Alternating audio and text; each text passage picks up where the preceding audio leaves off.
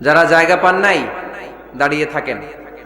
আলহামদুলিল্লাহ, আল্লাহর মেহেরবানি, আমার মাহফিলগুলোতে ইয়াংরা খুব বেশি আসে।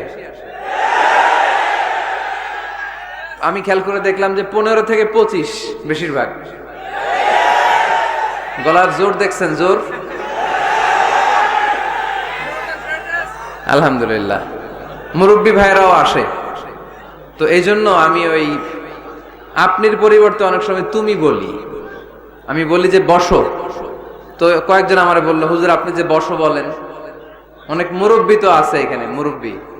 তো আমি মুরব্বীদের দিকে ইঙ্গিত করে যখন বলি তখন বলি যে বসেন। এখন বসেন বললে আবার লোকজন বলে বসেন বসেন। ভেজাল আছে না নাই? কয় দিকে খেয়াল করবো বলে? হুজুর যেদিকেই যায় ওদিকেই দোষ। হুজুর ইংরেজি পারে, এটাও দোষ।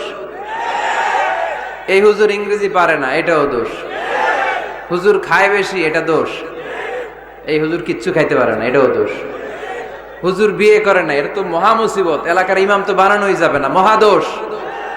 হুজুর অনেকদিন পরে বিয়ে করছে, এটাও দোষ। আছে না নাই? তো অন্যের দোষ যেন আমরা না খুঁজি।